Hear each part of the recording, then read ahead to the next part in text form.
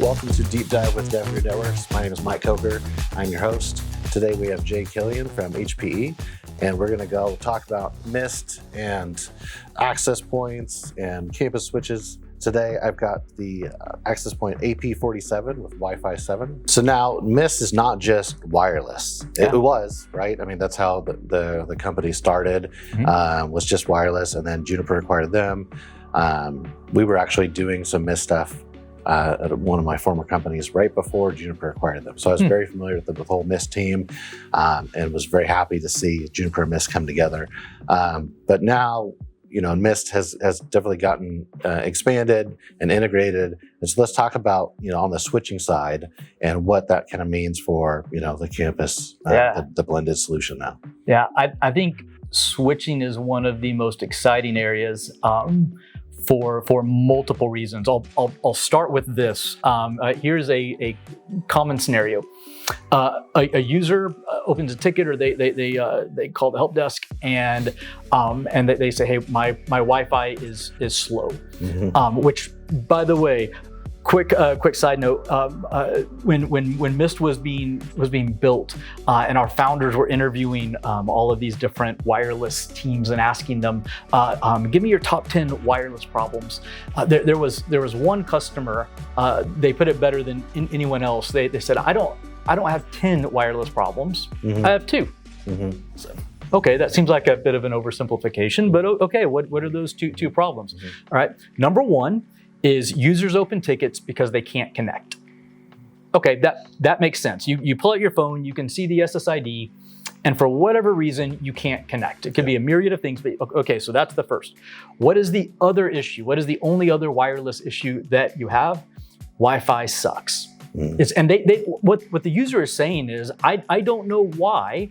I'm connected, I'm authenticated, I'm able to get on wireless, but my experience isn't good. And so a user opens up a ticket and they say, Wi-Fi is slow. Well, I will guesstimate that 70% of the time, the problem isn't even wireless. It's just that all they know is I'm connected to wireless and something's slow. So imagine this user, they open a ticket, Wi-Fi is slow, and then from a wireless perspective, you look at all of your access points and everything's up, and you don't see anything in your logs.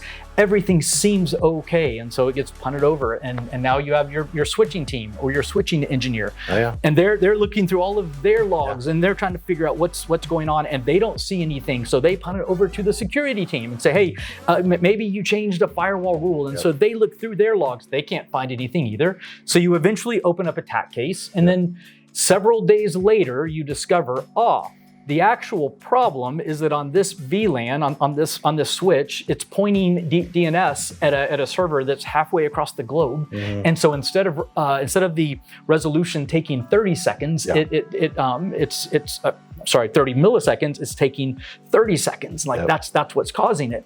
Well, the fix for that, it takes you under a minute. But discovering what was wrong, that took 4 teams and 3 days to figure out here's what's actually going on. So when we look at bringing together a harmonized wired and wireless solution, it's not a bolt-on. It's not a, we didn't take this other solution and like try and duct tape it on to what we already had. It is the same AI engine.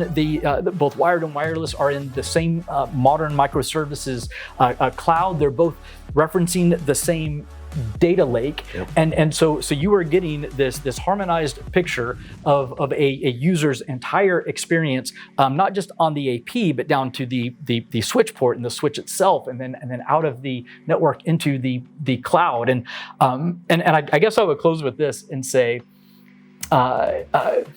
most vendors right now, where they're at in this AI journey from like wired and wireless is they're focusing right now on wireless, and like that's the main place that people are trying to do the types of things that we're doing with AI, and that's great. What we started doing years ago, however, is also innovating on the switching side. And I'll even use one quick example that we found when we began using this at Juniper. We have a video production studio, not unsimilar to this, where we will record videos, and all that they knew is every now and then a video would be choppy, and they replaced switches, and they replaced cameras and gear, and it was finally when all of these things were moved into the Mist cloud that they discovered it was a storm control issue, and multicast was being rate limited to such a degree that when traffic spiked, it began dropping packets, and this is a problem that had been going on for several years, and no one knew, like, where is this ghost that we are chasing, and this is what our AI engine discovered very, very quickly, and it's why we will tell any prospective customer, anyone that's interested, we will say, first, don't take my word for it. I don't look at my slides or my demo and make a decision on that. You need to try it. And what we want to do even more than that is give us your worst location, give us your worst floor, the one that people complain about the most, the one that you swear is haunted because you've been chasing ghosts for years. That is what we want, because that's where our AI shines. That was exactly my experience. So that office that we did, that was the exact story they told us, and we did have a problem on one specific floor and whatever, and they gave us a handful of APs. We put them up and just kind of carved that off, and no issues. And so then we obviously rolled the rest of the building and then solved the issue with the CEO. But I was laughing at your smiling at your response there, because I lived that life, right? I'm a network engineer for so long, and where you're basically troubleshooting, the interoperability between different vendors, and it's like, all right, this vendor says it's fine, this vendor says it's fine. Well, it's not fine.